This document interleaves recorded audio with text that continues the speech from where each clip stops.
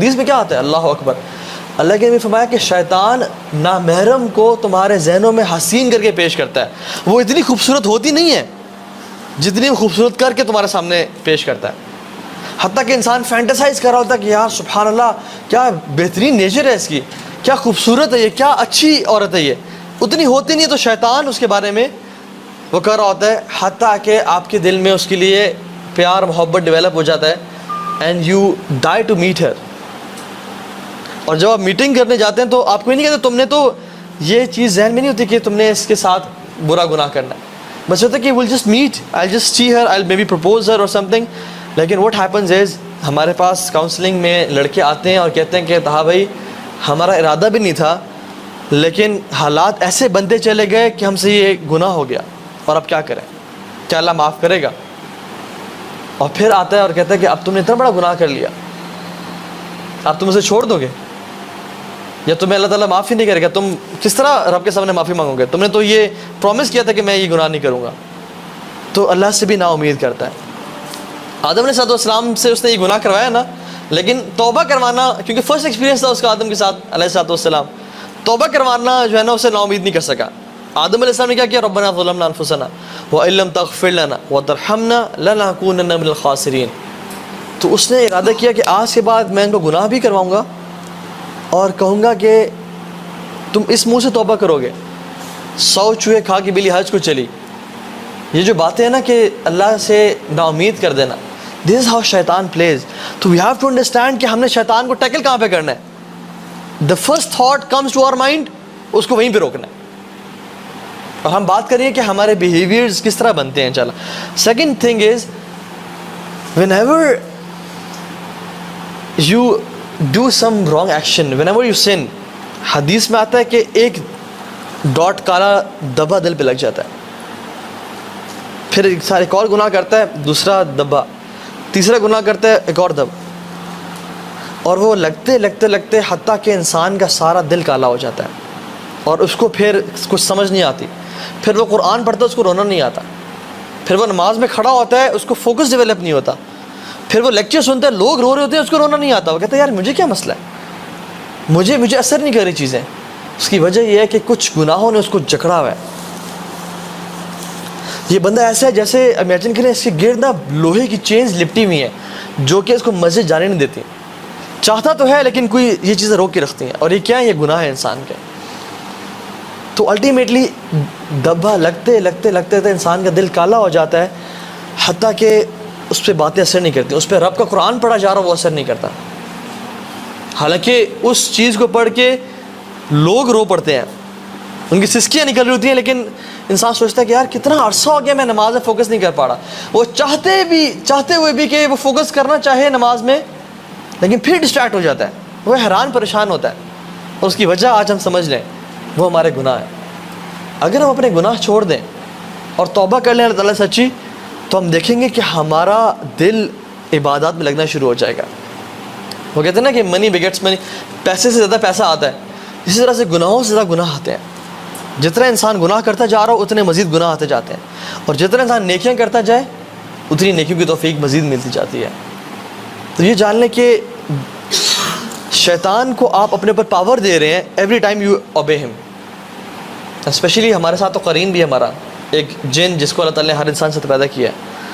عبداللہ بن مسعود رحمہ اللہ رضی اللہ تعالیٰ عنہ، ان کے پاس ان کا قرین حاضر ہو گیا. قرین از اے جن، جن کو نہیں پتا ہم کس بارے میں بات کریں گے.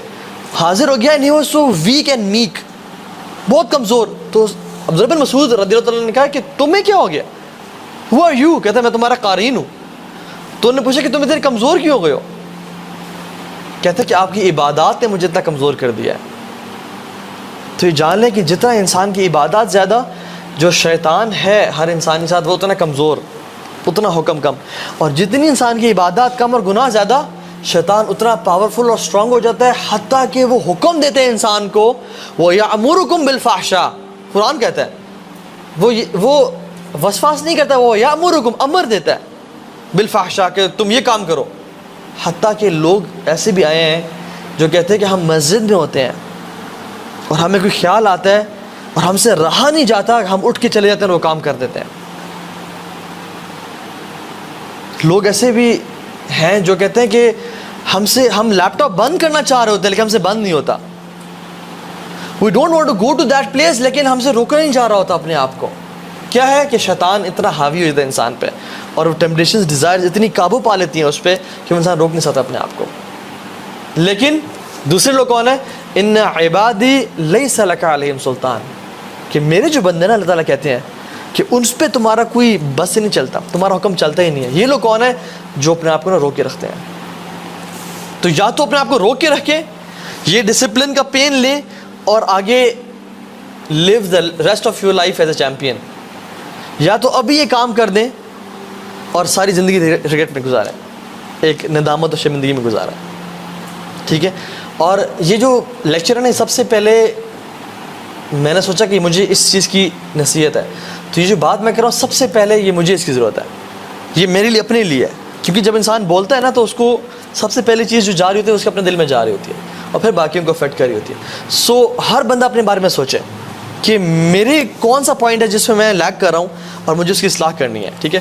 اسی طرح سے اللہ سبحانہ تعالیٰ نے جو آیت ذکر کی نا قرآن میں کہ ولا تقربوا الزنا انه كان فاحشة وساء سبيلا, اس کے بعد اللہ تعالیٰ فرماتے ہیں ولا تقتلوا النفس التي الا بالحق, کسی نفس کو آپ نے قتل نہیں کرنا, نہ حق قتل نہیں کرنا. آپ اس کی سینسٹیوٹی کو سمجھیں اس گناہ کی, کہ اللہ تعالیٰ نے اس ایڈلٹری فورنیکیشن کو پہلے ذکر کیا اور قتل کو بعد میں ذکر کیا. پرائورٹی دیکھیں کہ کیسے پہلے اس کا ذکر کیا اور پھر قتل کا ذکر کیا. قتل بھی نہیں کرنا, کیونکہ قتل فزیکل مرڈر ہے, لیکن جو زنا ہے یہ اسپریچول مرڈر ہے.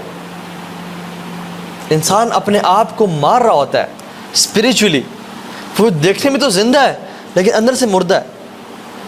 اور وہ انسان چلو دیکھنے میں تو مردہ ہے لیکن کیا پتہ اس کی روح پاک اور صاف اور وہ جنتوں میں سیر کر رہا ہو. So spiritual murder is more dangerous than physical murder it self.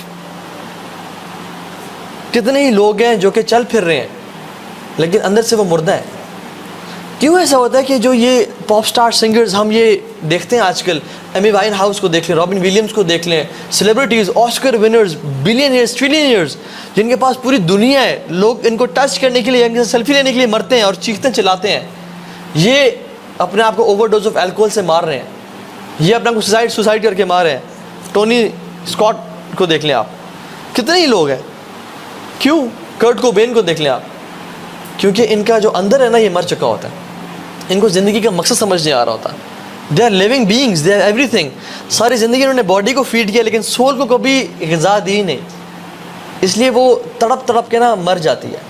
اور جب اندر سے انسان مر چکا ہو پھر اس کی لائف جتنی بھی امیزنگ ہو نا, جتنا مرضی پیسہ اور وہ گولڈ پلیٹڈ واش رومز میں کموڈ سے بیٹھ رہا ہو یا اس کی گاڑی گولڈ پلیٹڈ ہو, اس کو زندگی کا مزہ نہیں آتا.